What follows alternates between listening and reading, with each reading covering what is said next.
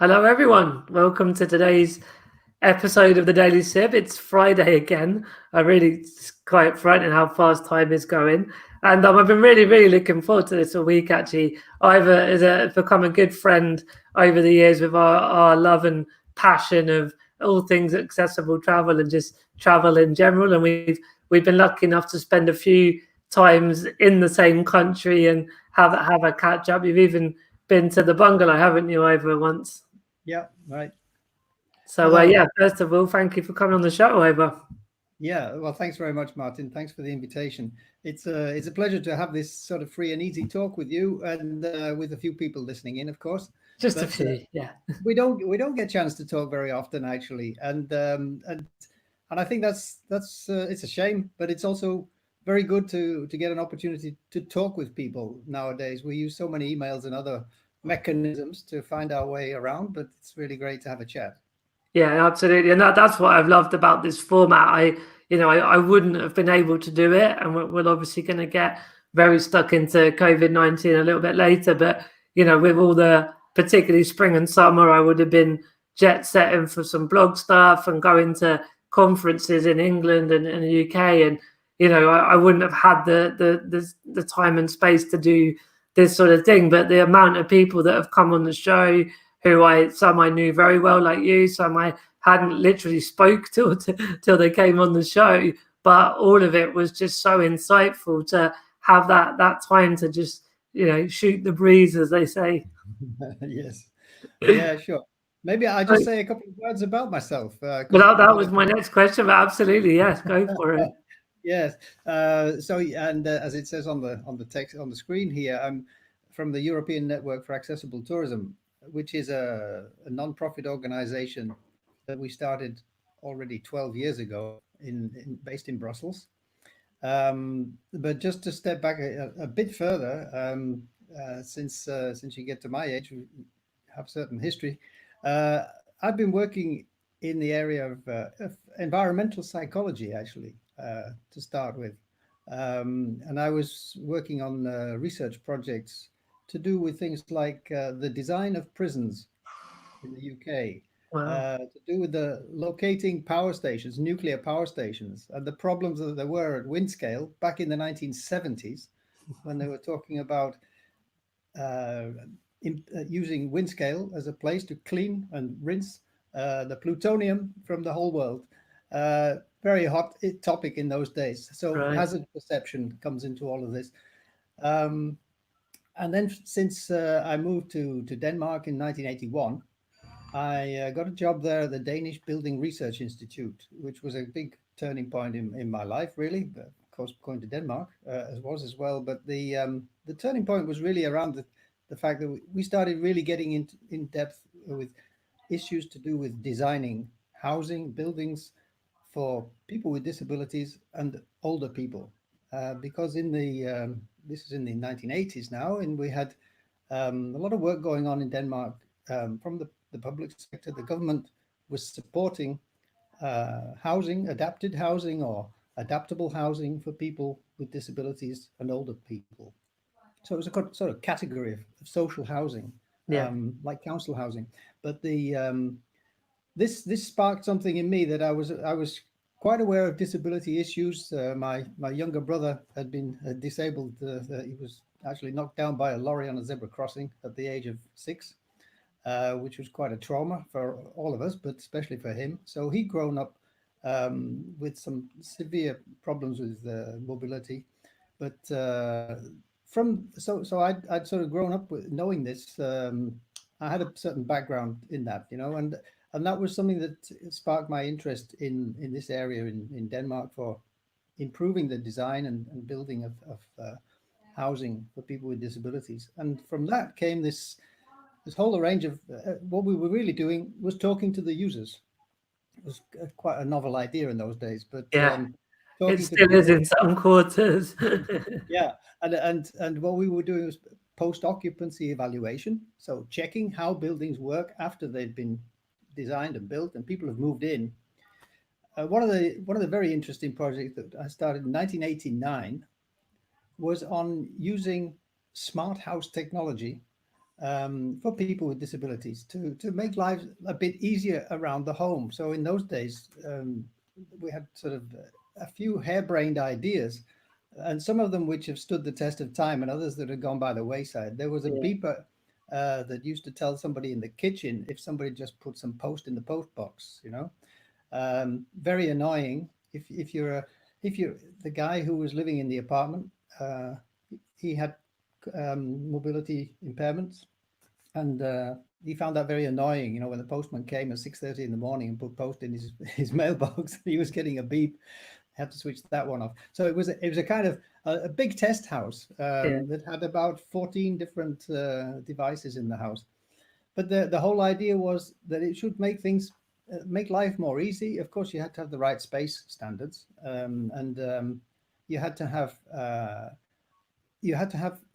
a way of testing these things. So that became my speciality to go in and test and see how things worked, and then to talk to people about what kind of devices they could imagine would be useful to them. And a lot of that work that went on in the smart house technologies in those days, it was kind of blocked because there was no standard for they call it the home bus system. How do you get all these devices to talk to each other? And we've gone far beyond that now. That's not an issue anymore. And you can do this all through Google and Apple Home and all these other kind of things. So we've moved a long way since then. But I think I still believe that you've really got to get back to talking to people and understanding what their requirements are. And not just what their needs are, which is sort of more vague question. I mean, everybody has more or less the same needs, don't we? We want to be able to, cook. We want to be able to take a bath. We want to shower. We want to sleep.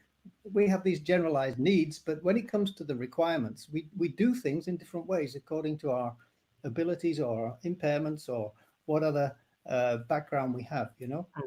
So that's a way of that's just to explain how I came into this field, and now I've worked so long with people with disabilities and all other people with access requirements. I kind of lump everyone together and say we're not only interested in people with certain disabilities, but how everybody can actually have a more comfortable, safer, healthier life, and also nowadays to make sure that the solutions we come up with are sustainable as well.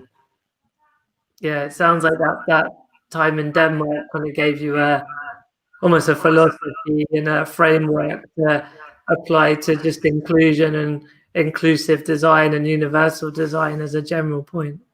Yeah, well, that came along, yes, in the 90s, and I think that a lot of this has to do with this sort of Scandinavian tradition that form follows function, a very sort of functionalist approach to architectural design and to design of living spaces and offices as well. We did a lot of work also on indoor climate and how the temperature, the humidity, your ability to control the climate is very important, and that's also one of the things that's it's sort of a red line. It continues through all the work that we do. When we're concerned with accessibility, we have to put the user in control. If the user is not in control, if they are subject to somebody else regulating the temperature, or you're not allowed to open the windows, or it's impossible to open the windows, these kind of things are very touchy. I think we have to look at some basic requirements that people have. They want fresh air. They want a safe indoor climate. They don't want it to be too noisy. They want it to be healthy. But in the end, you have to look at what makes people feel good about the place they are, about themselves. So this idea of being in control is very important, and that's something we need to prioritize in all the kind of design work that we do. Yeah. Just talking of feel good, I'm going to go to a couple of comments coming in already. So what LinkedIn user, I think it might, there's someone that comments quite a lot, and for some reason it doesn't display their name, but they're saying good morning, Martin and Ivor. With Donna's doing a peace sign, and Emiliano is doing a smiley face. And I've never seen that many emojis. So you're bringing out the emojis in people, Ivor. Okay, good. Well, anyway, I just wanted to give you that little bit of background there. I don't know if it's particularly insightful, but I'm really talking a little bit about the sort of the technical approach to Sure. accessibility and what it means to me. But I think beyond that, why are we talking about accessibility in tourism and travel? That's a key question. Well, yeah, And I because think, interesting. You've mentioned Denmark and you've mentioned yeah, housing. So I know that you live in Greece, and we all know yeah. from the first chat that you're very much in accessible tourism. So how did you go from point So A to point B? yeah, there's a lot background there, but no, I was just coming to the point that I wanted to say that yeah, in Denmark it was very good learning exercise, and I think that you know the Danes are doing a good job. The Scandinavians are pretty good on accessibility. They try to take it in their stride. That everybody has a right to have an accessible environment, to be included. But in the event, actually, there are still some gaps, you know, and one of the biggest gaps is, of course, this thing about information and whether people get the information that they need about what is accessible in our environment and in all the services that we need.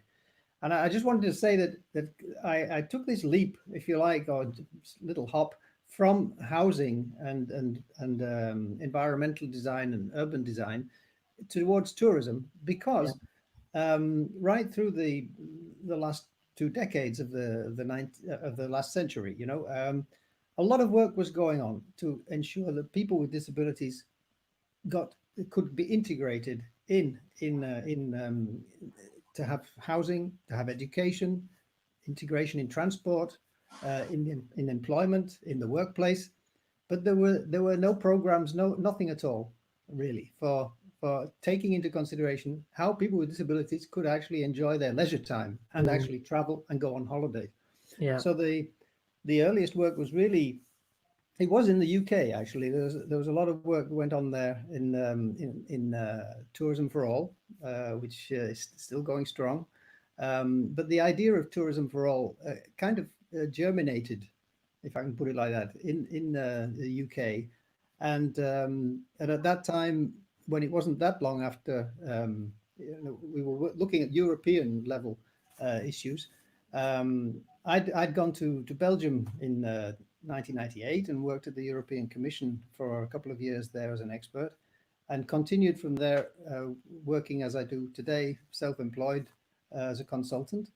And the first job I got in 2002 was for Tourism Flanders to do a review of information on accessible tourism that was just bubbling under, you know, and that was really why that took me to where we are now. So in that period between 2002 and 2012, I was involved in a number of research and development projects with partners in Greece and in other European countries, looking at how to especially improve the information about accessible tourism.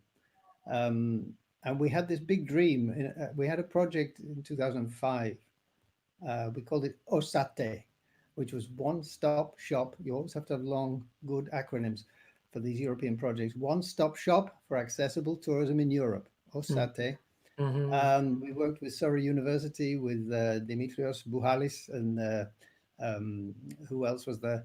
Graham Miller, Victoria Eichhorn. We had a whole team working on improving the accessibility of the information about access in tourism. And we thought we would make one system that the whole of Europe could use. And we did. And Visit Britain is using it today. They still use the system to classify and describe the accessibility of the properties. But the rest of Europe and everyone else has been making their own systems since. People like to make their own systems, we've discovered. yeah, So we come to a point where there's a lot of information out there, but the quality and the level of information is not always so good, I would say. yeah. So And there that, we are. So that was working in Belgium. Greece came on board because we had a lot of Greek partners, in the project, and then I've been working in Greece and in the UK since the last 3 years, more in UK as well. Yeah. Yeah, no, thanks. Just again, some bits of that story. I didn't know all of the details from our chats, and I think, yeah, for everyone watching, it's great to see that, because it's always, isn't it? As an individual, we have a sort of journey through finding our way with careers and interests, and you want to work where you still have a passion for it, and it's nice to sort of see how you came into what you do now through those different steps.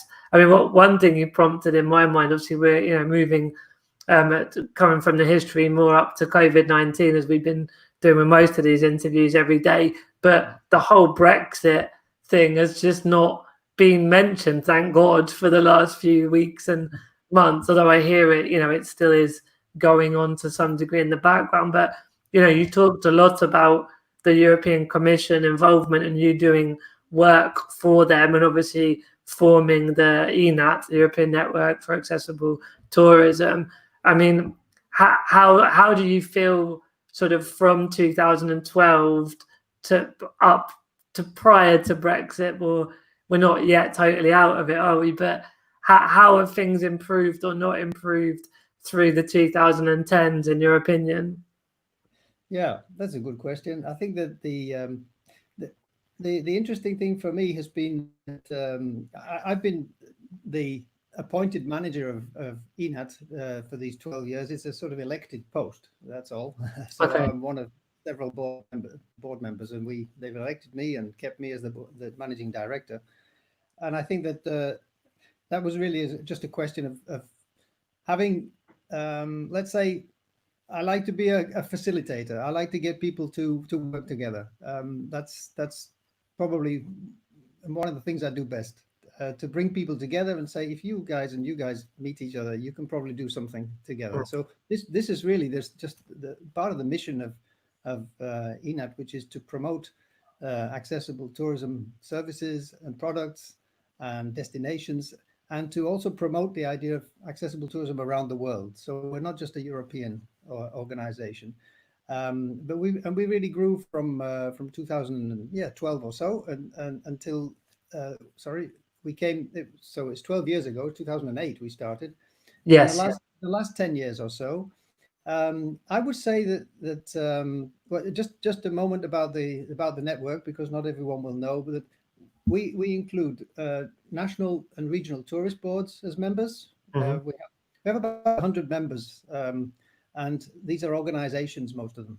So national and regional tourist boards like Visit England, and we have Visit Wales, and we have Catalonia as a region, Tourism Flanders, who've always been with us from the very beginning. Was Peter involved when you said you did the research in Flanders? Was Peter involved then? Peter Gijsels, yes. Yeah. Yes, absolutely. Yeah, he's also one of our long-standing. One of the OGs. Yeah, that's right.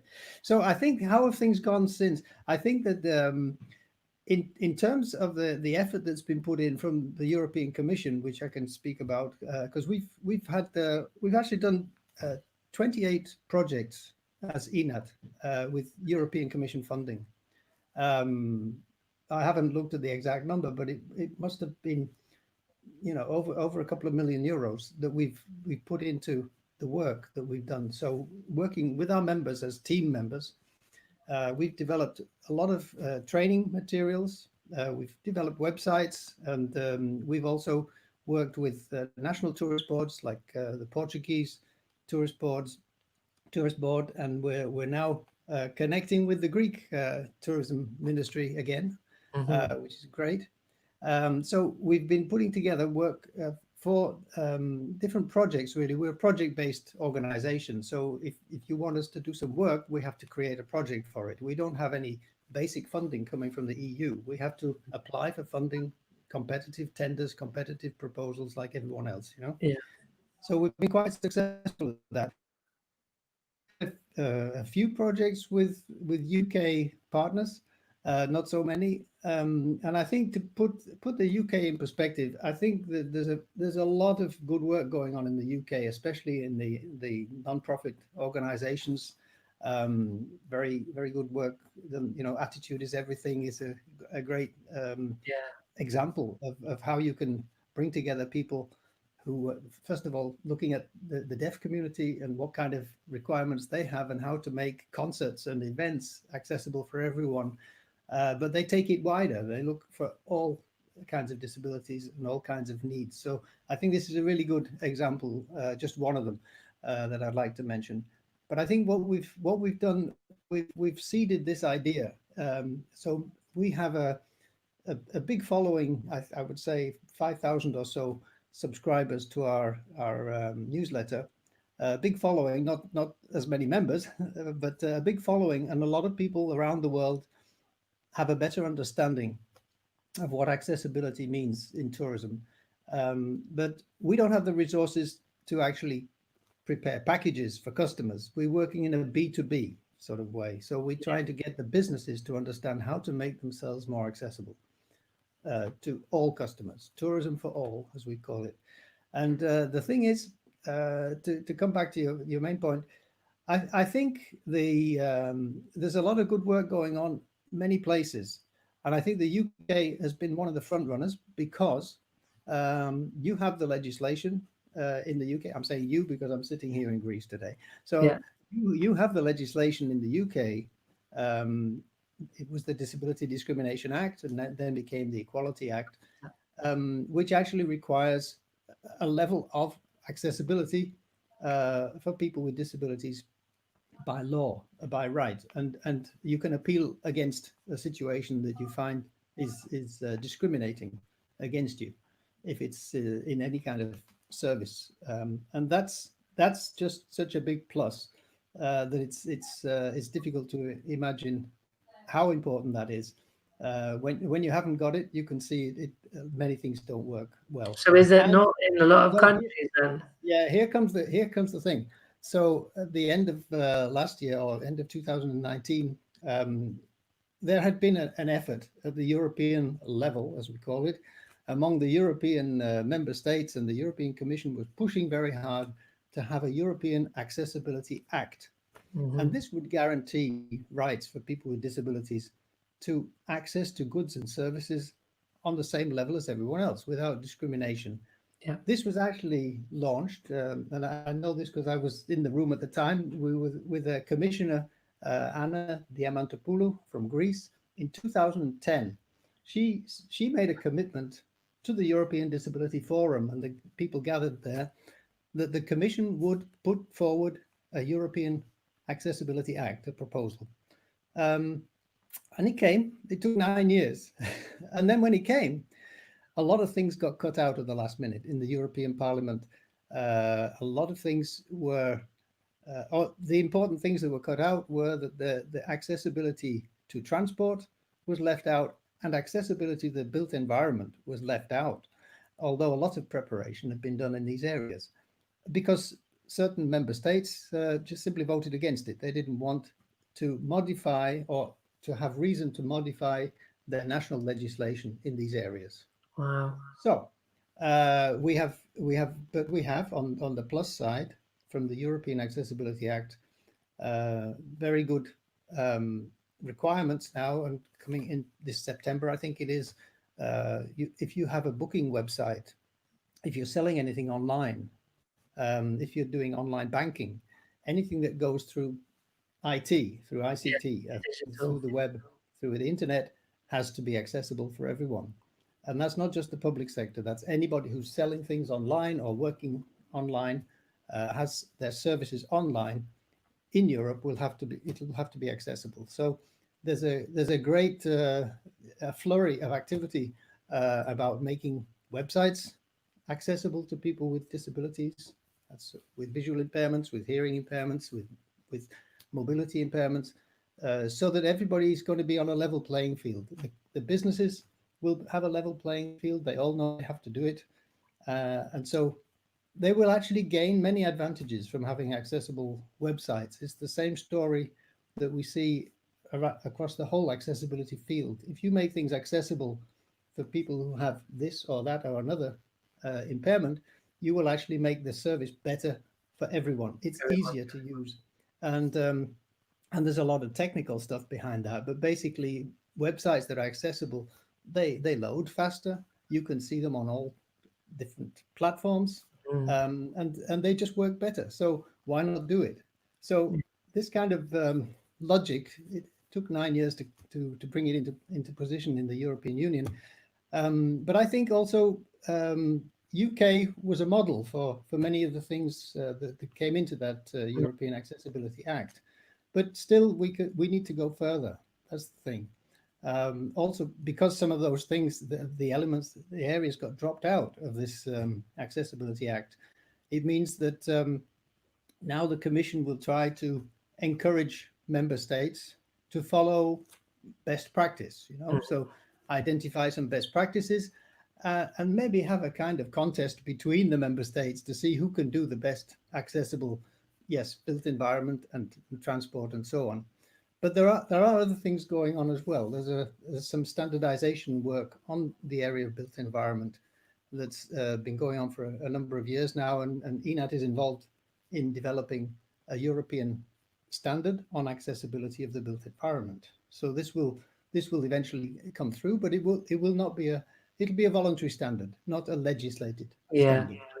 And it'll be very close to the British standards and the German standards and those that a lot of countries look up to. But I think it's important that, for me, having lived in different countries in Europe, I wouldn't say it comes naturally, but I would say there's so much logic to having similar systems in different countries. When it works together, it's going to work for everybody. And especially in travel and tourism, because we're traveling to different countries, why not have similar approaches to the way we describe accessibility and the way we deliver accessibility? Yeah. And to me, that doesn't take away from the divergence or the diversity. I mean, the diversity of the experience, the holiday experience will be just as different. If you go to Portugal or you go to the Czech Republic, I mean, the people are who they are, and the surroundings are what they are. Yeah. But we need this common language about accessibility to be able to communicate to somebody who's coming on holiday. Okay, you want an accessible room? Then we'll give you an accessible room, and you know what it is. Yeah, it will comply with the standard, whichever country you're going to. And you don't have to guess if the steps are going to be this high or this high, or if there should be any steps. The simple things like that. It's pretty logical, really, to me. Yeah. And I think we still need to go in that direction. So I hope that the UK doesn't miss out on harmonizing the different standards that will come in the future. Because the risk is, when you're just one country of many, that you may miss out, or you may go off in a different direction and have perhaps lower standards, maybe higher standards. But if they're so different from the rest, that will automatically put you in a different box. It will mean you have to make, coming from Europe, if you're going on holiday in the UK, you will have to jump into a different set of standards and make sure that things are going to work for you in a way that you might not if you're just traveling between France and Germany. Yeah. So that's it would be nice to keep things in alignment with accessibility standards. But let's see how it goes. I think, to be honest, over the last 4 years, Britain has been through. It's now going through the second trauma. It's been a trauma with the Brexit. I mean, everyone in Britain has been through this trauma, really. Yeah. And now they're going through the trauma of the pandemic. Yeah. And I think it's if we can come out of this year, perhaps, or next year, out of the pandemic and take some breathing space, I think we have to get back to some really basics, how we should work together to make society better, how to talk to each other, how to work with each other. Yeah. That's a big project for the politicians and Yeah. the rest of society. Great. We got a few questions coming in for you, Ivor. Thank you for that. That was really I totally agree with your sort of look back at how things have developed, and clearly the job's not done yet, but Chris is saying, I would love Ivor's thoughts on his experiences with airlines, not airports, because they are working to make it better. But what are your experiences of airlines? Yes. Thanks, Chris. That's a good question. And with airlines, I'm talking mostly from personal experience. We haven't had, we don't have any airlines as our members, actually. We've got a couple of airports that have been communicating with us because just a little parenthesis. We have a website called pantou.org, PANTOU. It's a Greek word. It means everywhere. And pantou.org has a list of about 1,000 service providers that are accessible. So we have some accessible airports in there who've been working on very extensively on improving the access to the airports. We don't have any airlines in this database, but I think for the airlines, I think the airlines, some of them have got ahead of the game. I know that British Airways and also Virgin have been working very hard to improve the quality of their services. I know British Airways has even a simulator where parents with children on the autism spectrum can come along and see how it is to get on board an aeroplane and to simulate going through the procedures that you have to do before you fly, and perhaps even when you fly. I haven't seen it if a simulator even has sound and engines and that kind of thing. But I think the airline industry has not really, parts of the airline industry have seen this as a competitive edge. You know, if they're showing that they're paying more attention to their customers' requirements, first of all, they're going to get more customers who have these requirements. But I think it's a good CSR label, really. CSR standing for Corporate Social Responsibility. Companies across the world are measured very much nowadays in terms of how well they contribute to society, how responsible they are in many ways, socially, environmentally, and also in the local communities where they operate as well. So I think that there is a CSR opportunity for all the airlines to be more effective in the service they get people on board. But another part, a very important part of the onboard experience is, of course, how the actual airlines, the aeroplanes, are laid out, what kind of facilities they have on board. And there have been a number of projects where some of our members, the ONCE Foundation, for example, in Spain, have been working with European airline Airbus as well to try and look at new arrangements for seating, for toilets, for configuration of the seating, for onboard wheelchairs. There are a number of handy devices that can be used when people are on board, especially for transferring wheel users into the seats. You will know all about this, Martin. And I think that in this area, there's plenty of room for it. Once a company has done this, they have to reach out. They have to this very strong to their customers. That's something that we see across the board as well. That when a business has done something good in the area of accessibility, they very often don't talk about it. They don't put it on their website. They don't inform people, but they have to get the message out there. Just on accessing planes as well. I think also it's very good to see this AVI ramp, AVI ramp. AVI ramp is a zigzag ramp that's used. I've seen it used in Kerry Airport, a little country airport in Ireland, where everybody can board the plane simply by walking up a ramp. It's even covered over, so it rains quite a lot in Ireland. So it's a covered ramp, and wheelchair users, people with walking difficulties, people rolling their hand luggage, their suitcase, can just go up the ramp and onto the plane instead of struggling with all those steps. It's so simple, but it takes somebody to look into it and see how to do that. And I think that's okay for some product placement. I don't mind saying AVI ramp is a great product, and I don't know why we don't see it everywhere, where you have to board from the tarmac. Yeah, I remember I spoke at an event day held or sponsored. But yeah, like I saw it in action, and it was pretty impressive how easy it was, as you say. So yeah, definitely with AV Ramp. Cool. We got a few questions coming in, so we have to skip through to the next one. So Gavin, I visited the most fantastic hands-on tactile museum in Greece. What are Ivor's best examples of tourist experiences? Wow. Yeah, I know the one, the Lighthouse Museum in Greece. Thanks for that, Gavin.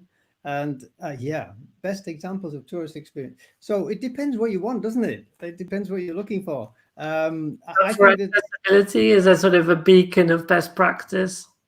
yeah, I think that the many of the offers that are on this website, Pantu.org, would fit the bill for examples of tourist experiences, because they've really taken to heart, what it means to give a full accessible experience. So I think that many museums actually, when you mention museums, many museums now are focusing on making the actual exhibits more accessible. And of course, we have to take our hat off to Victoria and Albert Museum in London, which is really good at this. I mean, we've met with, they've also in Pantu as well, but we've met with them and discussed with the disability advisor there, or accessibility consultant. I think he's left now, but somebody else must have replaced him. But we had a good talk there, and had a look at a lot of the exhibits that are especially designed to be accessible for anyone who comes in with different kinds of impairments, but also improves the experience for all the other visitors as Always a well. thing, isn't it? Yeah. Yeah. So I don't have like a list. Sure. We don't do kind of lists of best of. Maybe we could do, and make that a feature of our website. We're just upgrading our website now, so I'll put that in as a possibility. Yeah. Because But essentially have a look on. it would have to be a rotating list, because Yeah. once you come up, you always find something new, and somebody comes up with something smart. And as I say, people have so many different ideas of what makes a good holiday, what makes a good experience. Yeah. Cool. So there's a couple of questions that are, I guess, starting to move us partly to COVID-19 and a sort of look to the future, which is where we want to be in our chat about now. So George is saying, how will the definition of accessible change if a vaccine for COVID-19 is not found? I mean, that's quite a hard one to answer, but I think you get the sentiment, don't you, Ivor? Yeah.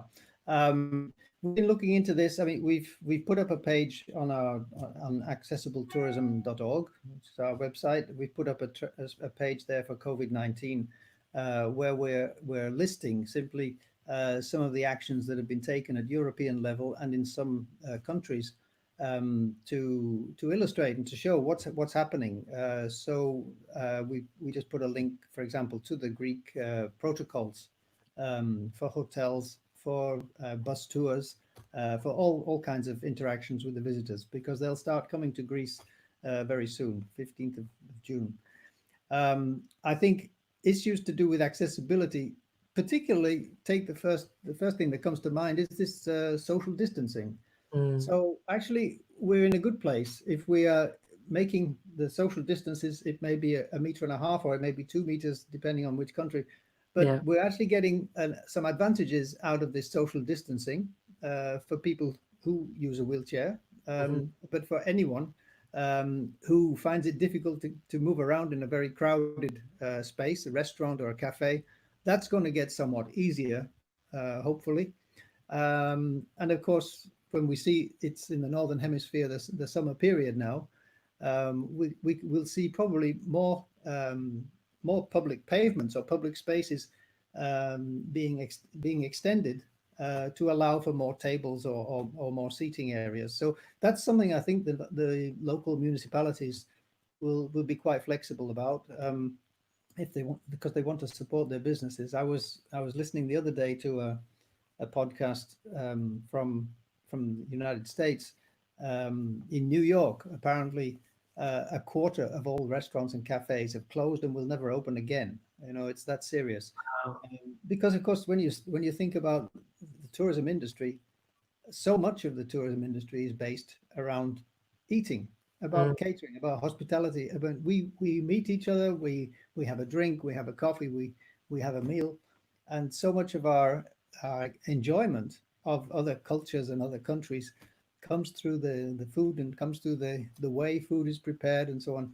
So it's really hitting hard in this sector, and that's why I think we're kind of obliged to eat out more when we can, if we Yeah. can, to get the businesses back up to speed. Yeah, accessible as such. It really means that we have to think through and check through a lot of these health and safety protocols that have been developed. And I think that really the health and safety protocols are building on top of what we've already done. So in Portugal now, they have a label. They were very quick for the tourist board of Portugal, which is one of our members. They've also launched a label, Clean and Safe. And they have more than 2,000 establishments already signed up to the Clean and Safe label, which implies there's some training involved for the staff on deep cleaning and thorough cleaning and regular cleaning, and making sure that the environment is safe for everyone. And safety, accessibility, there is a very strong overlap. We've always said that when we make a tourism venue accessible for people, we're making it accessible, but also more comfortable for everyone and safer for everyone. You're going to have less accidents in a place which is accessible, which has been designed the thought with the thought of what can go wrong here, and how do we make things easy for people in the bathroom, in the toilets, in all areas. So health and safety and accessibility, they go nicely together. And I would say also the thing that's often forgotten is that accessibility also belongs under that big umbrella of sustainability, that an accessible solution is also going to be more sustainable in the long run, because you don't have to adapt the thing you've built, the product and the service. You don't have to adapt it to many different people because it's already available and usable by everyone. So that's a feature which we've underplayed that. I mean, we should promote that more as well. That sustainability also involves accessibility. Yeah, cool. Thank you, Ivor. And so I think you possibly have spoke to Neha in your time in India. So awesome to see Ivor live. What is the strategy for expansion of ENAT's wonderful work to other geographies globally? And should we expect some collaborations? If yes, what kind of partnerships do you have in mind? Okay, that's the thing. I got a note on my piece of paper here that I would say a little word about what we're doing with ENAT now. We're just in the middle of preparing our strategy for the next 5 years, and one of the first things that you will see from this year, already from the summer, is that we're upgrading our website, but we're also going to prepare a community website for our members, where you can have a very full and close interaction with people. Through all the members will be able to communicate with each other and prepare and launch different groups. So one of the features that we're doing answers exactly your question. We will have groups for different regions of the world. We keep the ENAT name for now because it's that's our official name. It's E standing for European Network, but actually we're moving towards becoming a global network. We do have a lot of members around the world. We want to encourage them to create local or regional networks. So we have interest from the Caribbean to have a network there. We have interest from Southeast Asia, where they already have a network building. I'm sure an Indian network would be quite feasible. There's a lot of activity going on in India and good legislation behind it, so there's a lot of interest in making things accessible because the legislation is there requiring it. So to your question, I think we're going to come quite quickly to the point where we will amongst our members, we can designate particular contacts as the local contact point for ENAT, and to be a moderator of the groups and so on. So we will build on the basis of our online platform, and hopefully someday we will also have more events again. Yeah. We will be inviting with our partners in North America, with Kerul and with Open Door Organization. There's going to be a conference, the third Congress on Destinations for All in Florida in September 2021.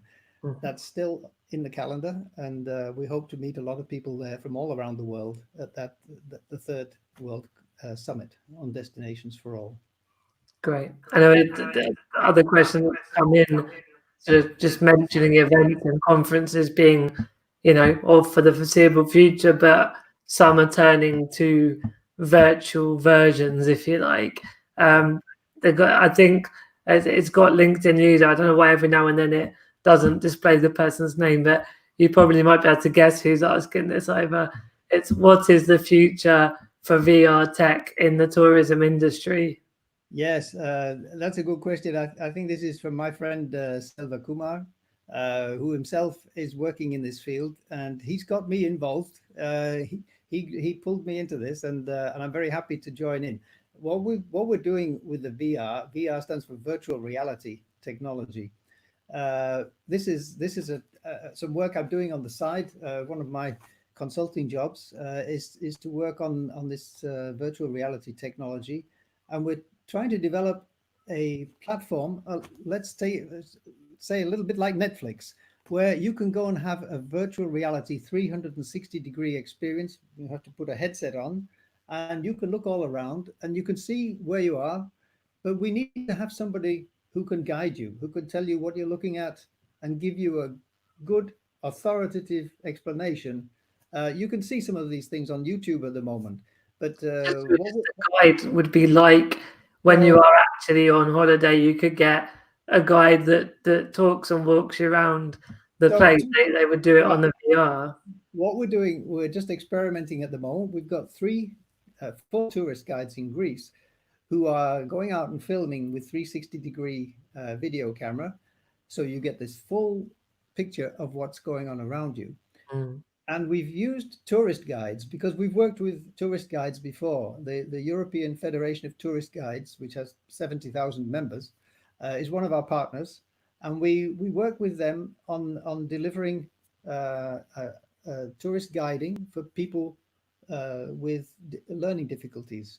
So we've got a program about that. We've got an online course for that and a training course. But we decided that tourist guides could be very good at giving a virtual guiding experience because they're so thoroughly aware of what it is they want to say, and they're very good storytellers, they're very good communicators.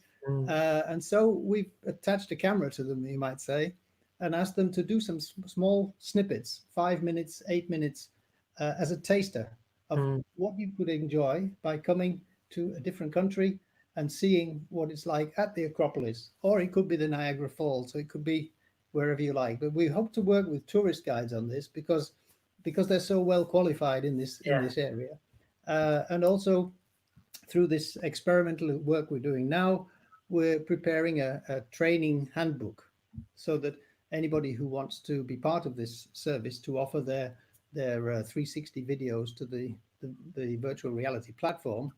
They can learn how to do it from the handbook, and they can be part of a hopefully large pool of tourist guides who can offer this.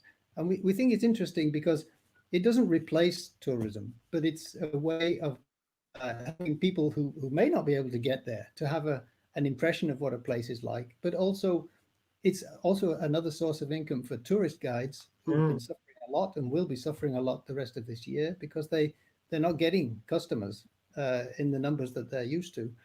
So they need an alternative source of income. And the way this would be done would be that they would get royalties every time somebody sees their 360 video. So we don't just grab they keep the copyright, they keep the management of their content, if you like. So that way we hope to be able to deliver a new business. Actually, it's a new business model, but to get them to reach out to new customers and to also provide virtual tourism for those who can't travel.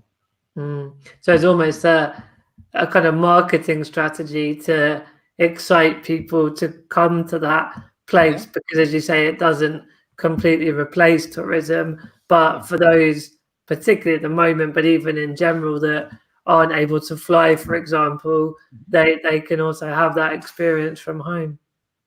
Yeah, and it's incredibly realistic once you get one of these headsets Yeah, and try it out. It's really impressive, and I think that it will become. Well, the fact is, if you want to buy one of these headsets, they're very difficult to find now. They're sold out everywhere. The companies are struggling to make them fast enough, and I think that came from the coronavirus pandemic, where people have been at home for so many weeks.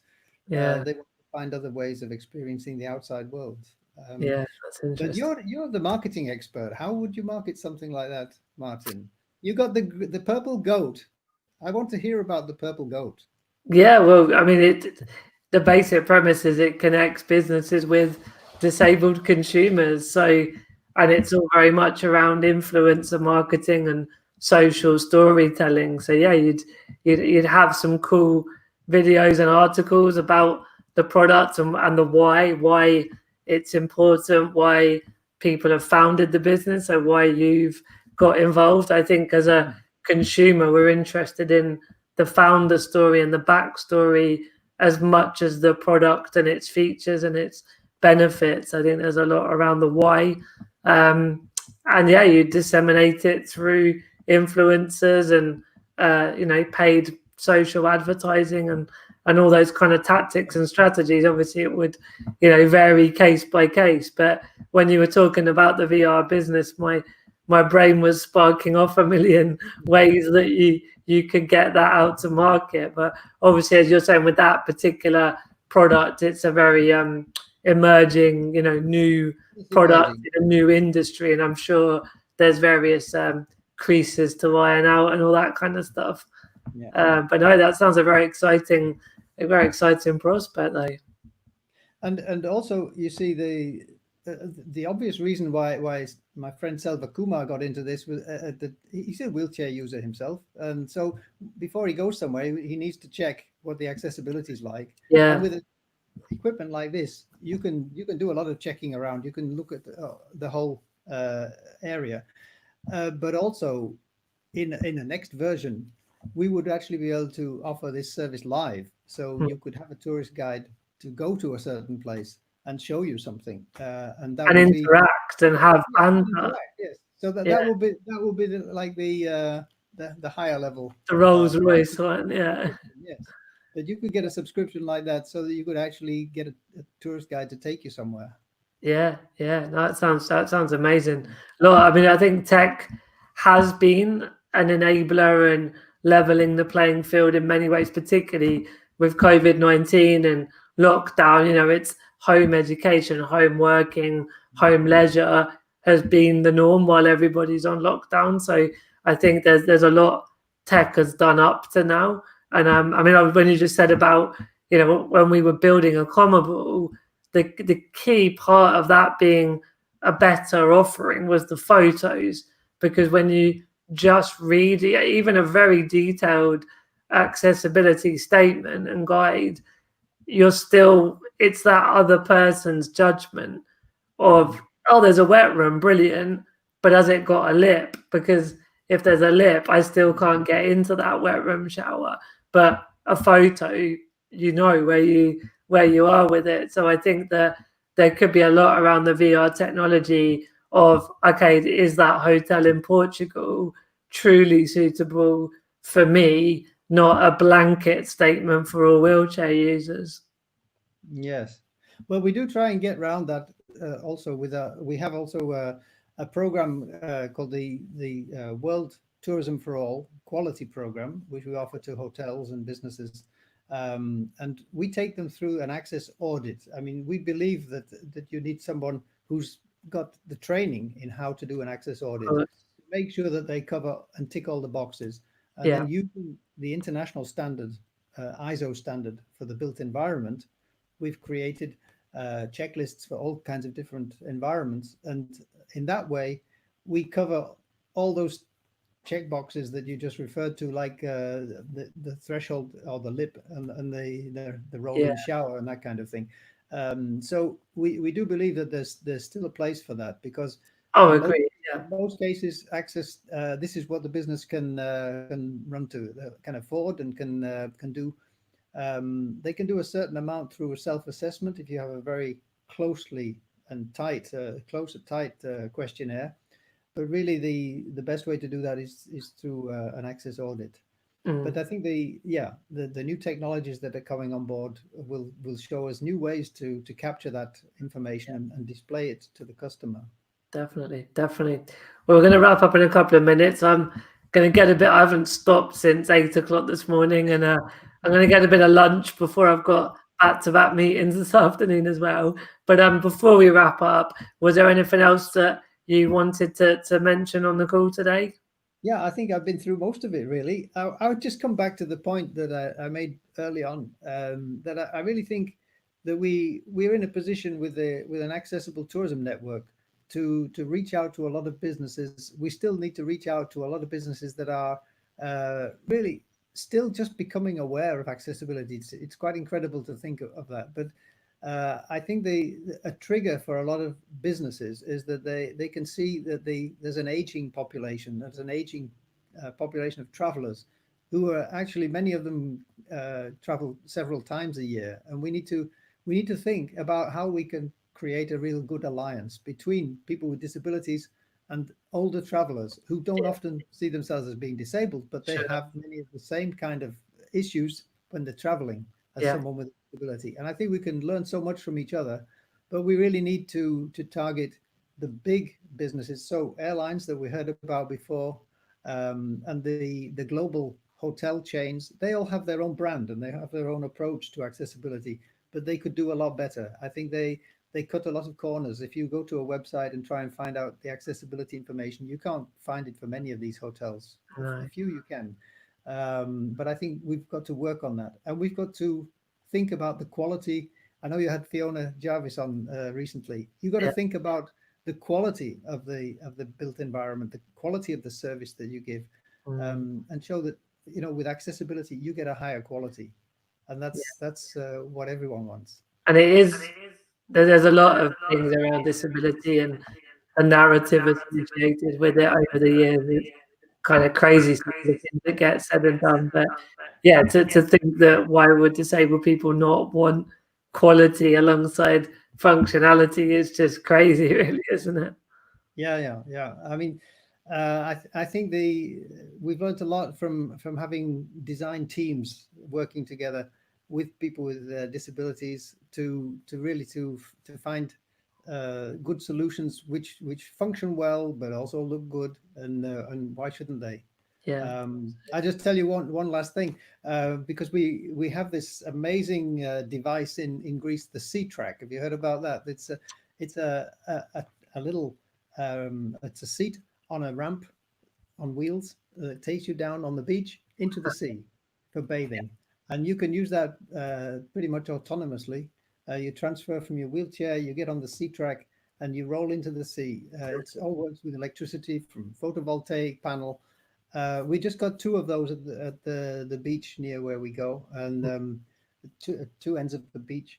It's a Greek invention. I'm just mentioning this because that's a bit of new technology that we can share with everyone. Should know about this, and it's been it's been patented in Greece, but this has been distributed through scores and scores of municipalities in Greece now. They rent the equipment. You take it away in the winter so it doesn't get destroyed, but it's a really high-tech piece of equipment which is very nice to use.